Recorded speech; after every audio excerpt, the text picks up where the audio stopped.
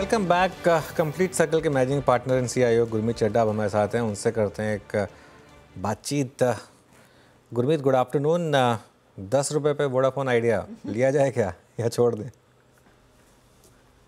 अनुज, आप अगर रिमेम्बर करेंगे, हम हमेशा चर्चा करते रहे हैं कि हम कई बार ये टर्न अराउंड स्टोरीज के उसमें हाँ, जो सामने बड़ा क्लियर विनर था भारती, और जो सारा टेलीकॉम वैल्यू चेन में मूवमेंट आई, चाहे वो तेजस है, चाहे टाटा कम्युनिकेशन है, चाहे और भी डिजिटल इंफ्रास्ट्रक्चर पे है, उसको मिस कर जाते हैं। मुझे लगता है कई बार ये 10-15 रुपए का जो शेयर प्राइस होता है, ये रिटेल इन्वेस्टर्स को एंटाइज करता है कि शायद ये जल्दी हो जाएगा।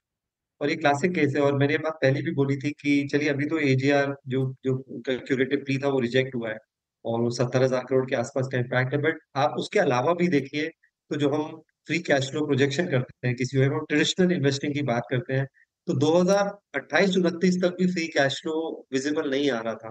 तो एक केस था सर्वाइवरशिप का, जो मुझे लगता है वोडाफोन शायद वो स्टेज शायद शायद सर्वाइव कर जाएगा, क्योंकि गवर्नमेंट भी नहीं चाहता है कि टू प्लेयर हो टेलीकॉम जैसे इंपॉर्टेंट सेक्टर में।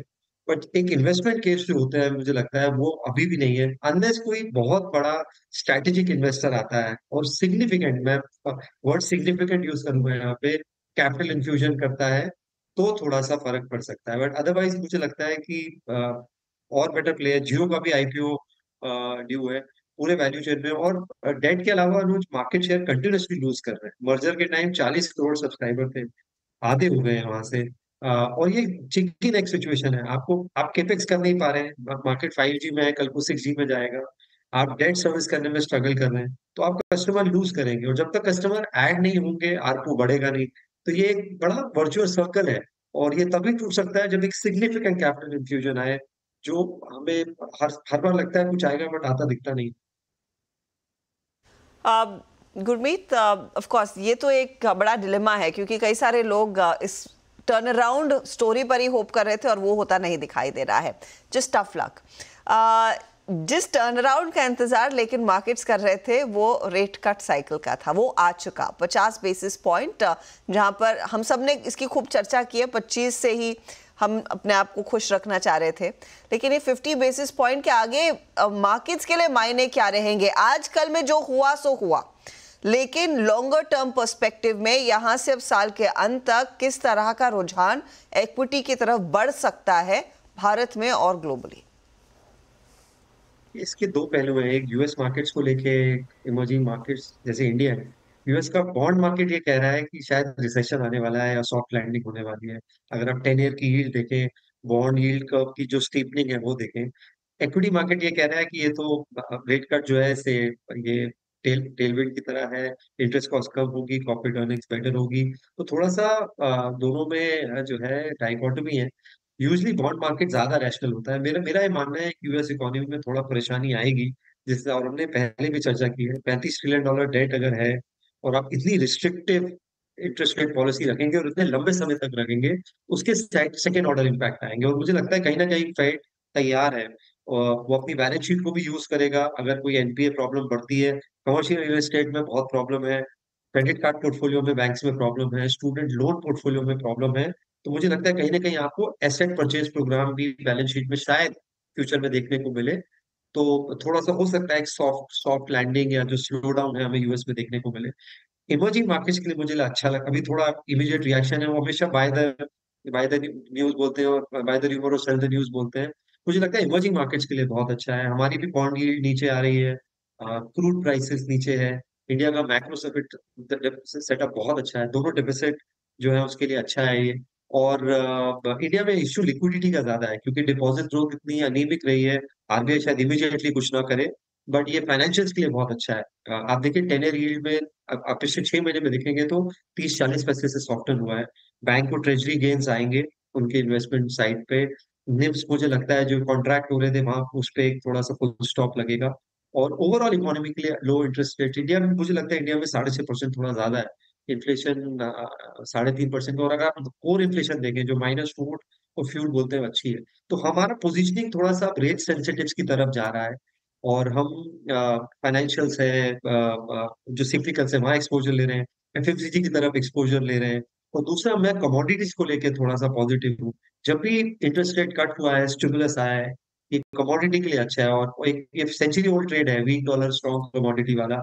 मुझे लगता है वहाँ वैल्यूएशन कंफर्ट भी है, और थोड़ा सा टैक्टिकली हम कमोडिटी प्ले भी कर सकते हैं। तो हम थोड़ा सा मल्टी एसेट अप्रोच ले रहे हैं। अच्छा पैसा बनाया है इक्विटी ने, बट अभी अगर आप थोड़ा डाइवर्सिफाई करेंगे बॉन्ड्स में, कमोडिटीज में, इक्विटी में, तो मुझे लगता है अच्छा रहेगा अगले 6 महीने साल के लिए। अच्छा गुरमीत, गुड आफ्टरनून, वीरेंद्र बोल रहा हूँ स्टूडियो से। ये बजाज हाउसिंग की लिस्टिंग, यूएस में फेड द्वारा रेट कट, इस बीच शोरगुल के बीच में एक प्राइस सेक्शन को अगर आप और समझें बहुत बारीकी से, तो वो है bank Nifty and with in bank Nifty private banks. HDFC bank इस दौर के हाई पे, ICICI bank at all time high, Kotak participating finally. Private banks पे अपने विनिंग ट्रेड्स पे या फिर एटलीस्ट इस प्राइस पे कुछ एडिशन बनता है क्या? मतलब आप समझिए 4 महीने बिल्कुल साइडवेज रही है बैंक्स। नहीं, बिल्कुल बनता है, और मैं बहुत टाइम से बात बोल रहा हूँ। आप देखिए, अगर आप निफ्टी का फॉरवर्ड पी 20 दिखता है, लेकिन अगर आप बैंक्स को हटा देंगे तो शायद वो 24 से 25 है, क्योंकि बैंक्स रीजनेबली है। जैसे HDFC 15-16 टाइम पे है, ICICI भी काफी लंबी रेंज में कंसोलिडेट किया है, 1100-1200, कल नया हाई बनाया उन्होंने। तो मुझे लगता है क्वालिटी की तरफ थोड़ा सा, जब भी इन्वायरमेंट अनसर्टन होता है, वैल्यूएशंस स्ट्रेच हो जाती हैं, थोड़ा भी कंसर्न लगने लगता है, थोड़ा सा क्वालिटी की तरफ होता है। पिछला 2-3 साल पूरा वैल्यू का रहा है, अंडर वैल्यूड उसका रहा है, क्योंकि इंटरेस्ट रेट्स ऊपर जा रहे थे। अब जब इंटरेस्ट रेट्स नीचे आएंगे और वैल्यूएशन कंफर्ट नहीं है, तो वापस से क्वालिटी की तरफ जाएगा। और वो खाली प्राइवेट बैंक नहीं होगा, वो आपको FMCG में भी देखने को मिलेगा, सिलेक्टिवली IT में भी देखने को मिलेगा, जैसे TCS है। अभी शायद इमीडिएटली ना देखे, क्योंकि वो थोड़ा सा IT की पोजीशनिंग नेगेटिव है, बट ये आपको क्वालिटी में माइग्रेशन थोड़ा सा देखने को मिलेगा, जो अच्छी कंज्यूमर कंपनीज है, अच्छे बैंक्स हैं। और आप बैंक में, मुझे ऐसा लगता है कुछ बैंक्स अभी भी बुक वैल्यू पे है। फेडरल बैंक बुक वैल्यू पे है 1.1, 1.2। SBI बुक वैल्यू पे है। RBL बिलो बुक वैल्यू है, 0.7, 0.8 बुक वैल्यू है। HDFC शायद पिछले 15-20 सालों में, मैं तो चर्चा करना भी बंद कर दिया है, क्योंकि 3 साल से कुछ हो नहीं रहा है। तो वो भी अपने आप देखेंगे हिस्टोरिकल लो पे। आप बजाज हाउसिंग को 8, 7, 8 का प्राइस बुक देते हैं, और HDFC ने जब हाउसिंग फाइनेंस को मर्ज किया, तो उसको हमने डी रेट कर दिया, उसको आप 2-2.5 का बुक वैल्यू देते हैं। तो बाजार का अपना तरीका है, और रोटेशन के जब होगा, तो मुझे लगता है ये जो एक्सेस है वो करेक्ट होगा।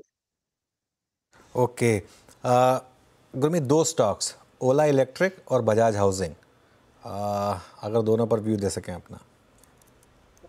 अनुज, मैं अवॉइड करूंगा दोनों को।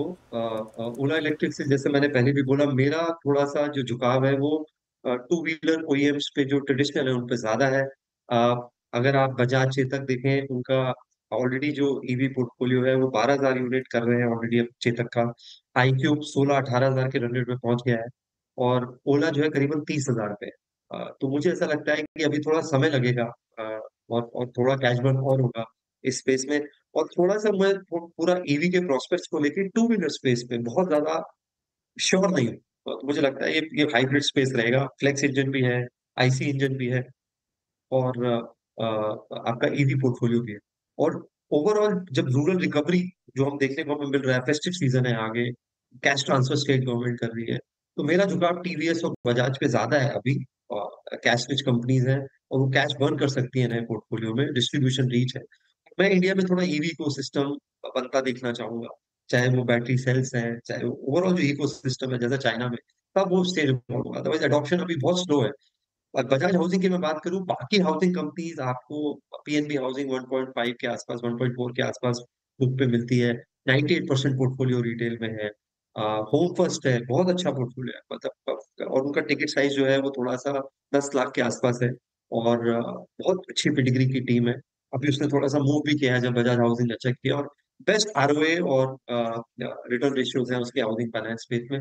थोड़ा सा मैं गोल्ड बेस्ड NBFCs को भी देखना चाहूंगा। गोल्ड में मैं काफी पॉजिटिव हूँ, और गोल्ड प्राइसेस भी ऊपर जा रहे हैं, और इस समय क्रेडिट कॉस्ट कम होती है, और NPS कम होते हैं स्पेस में, और गेन्स भी देखने को मिलेंगे। तो मेरा झुकाव थोड़ा बाकी NBFCs पे ज्यादा हो। अच्छे स्टॉक को अगर आप बहुत हाई वैल्यूएशन पे लेंगे, तो नियर टर्म डिसअपॉइंटमेंट होगा। वो चाहे बजाज हाउसिंग हो, चाहे बजाज फाइनेंस हो, चाहे HDFC बैंक हो, चाहे एशियन पेंट्स हो, कोई भी हो, ये मार्केट ने हमें सिखाया है। तो टाटा टेक्नोलॉजी में आप देखिए, IPO आया था, आपने ही चर्चा की थी, डबल हुआ था, उसके बाद फिर कुछ नहीं हुआ एक साथ। तो वैल्यूएशंस को देखना बहुत इंपॉर्टेंट है मेरे हिसाब से, इस बाजार में जब आप मार्केट हाई लेवल पे ट्रेड कर रहे हैं। अब गुरमीत, एक और स्टॉक जो इनफैक्ट पिछले एक साल में 54-55% के रिटर्न्स दे चुका है, इन्फो एज, और मेरे को याद है मई के महीने जब वो करेक्शन शुरू हुआ था तो तब सबको लगा था कि ये फिर से गाड़ी थोड़ी धीमी चलेगी, लेकिन आज 7,800-900 तक के लेवल्स जो इसने हासिल किए ex of Zomato and PB Fintech में जो इनकी इन्वेस्टमेंट्स हैं, कैसे वैल्यू कर रहे हैं इस बिजनेस को? इसके दो तरीके हैं वैल्यू करने के। एक तो ये प्ले है इंडिया के न्यू एज जो स्टार्टअप इकोसिस्टम पे, जैसा आपने चर्चा की जोमेटो और पॉलिसी बाजार की मूवमेंट के बाद इस पे भी पॉजिटिव इम्पैक्ट आया। दूसरा जो उनका कोर बिजनेस है, जो रिक्रूटमेंट है, नौकरी है, वो उसमें अच्छा अपटिक देखने को मिला हमें पिछले 2 क्वार्टर में। और जहां वो थोड़ा लीक कर रहे थे, जो उनका मैट्रिमनी है और एजुकेशनल पोर्टल है, वहां भी परफॉर्मेंस इंप्रूव हुआ है। तो आप एक तरफ लीक कम कर रहे हैं, कोर पोर्टफोलियो अच्छा कर रहा है, और आपके जो स्टार्टअप्स और न्यू एज इन्वेस्टमेंट से उन्होंने बहुत अच्छा किया है। बट वैल्यूएशन कंफर्ट नहीं है। इनफैक्ट अगर आपको ये प्ले करना है तो मैं इंडिविजुअली प्ले करना चाहूंगा। हमारे पोर्टफोलियो में जोमेटो और पीवी फिनटेक दोनों है। मैं जोमेटो को लेके बहुत महंगी हूँ। अभी स्विगी का भी अनलिस्टेड स्पेस बहुत हॉट है इस टाइम। 350-360 रुपए के आसपास काफी डील्स हुई है। काफी फैमिली ऑफिस ने, कॉर्पोरेट ट्रेजरीज ने स्विगी अनलिस्टेड में लिया है। और मुझे लगता है कि ब्लिंकिट क्लियर लीडर होगा ई कॉमर्स में। आज 1,000 करोड़ है क्वार्टर का। अगर कैपिटल एलोकेशन अच्छा रहा, प्रूडेंट रहे, और थोड़ा वैल्यू चेन माइग्रेशन अच्छा किया, अपसेल किया, तो ये नंबर 5,000 करोड़ भी हो सकता है, 10,000 करोड़ भी हो सकता है। तो मुझे लगता है इंडिया का पहला quick commerce pure e commerce place Zomato के थ्रू हमें देखने को मिलेगा। और टिकटिंग एक्विजिशन भी अच्छा है। तो हम जोमेटो और पीबी फिनटेक में ज्यादा एक्सपोजर लेना चाहेंगे वर्सेस एक होल्डिंग कंपनी के थ्रू खेलने में। हाँ, 4-5 हजार का जब था तो थोड़ा सा मुझे लगता है, जब मार्केट अप्रिशिएट नहीं कर रहा था और जोमेटो भी टर्मिनल में था, तब शायद अच्छा मौका था लेने का। इस वैल्यूएशन पे शायद मैं ऐड नहीं करूँ। ओके, अच्छा, एक जब वैल्यूएशंस की बात हो ही रही है यहाँ पे गुरमीत, तो वोल्टास और हेवल्स अपने आई थिंक सबसे करियर के स्ट्रॉन्ग और वर्टिकल 8 या 9 महीने देखने के बाद क्या ये थोड़ा सा एक्सपेंसिव ट्रजेक्टरी में चले गए हैं, और या फिर इस बार की क्वार्टरली अर्निंग्स आप देखना चाहेंगे? आपका व्यू इन दोनों स्टॉक्स पे? एक्सपेंसिव है, मैं अग्री करता हूँ। वोल्टास में एक्सपेंसिव इसलिए भी बोलूंगा कि अर्निंग ग्रोथ नहीं हुई। अगर आप यही 3 डिजिट में अवेलेबल था 3-4-5 साल, कुछ नहीं हुआ वोडाफोन में, क्योंकि जो उनका ईएमएस पोर्टफोलियो था, जो इंस्टीट्यूशनल सेल्स वाला पोर्टफोलियो है, वो कंटिन्यूसली परेशानी दे रहा था। और मुझे लगता नहीं है वो प्रॉब्लम अभी भी दूर हुई है।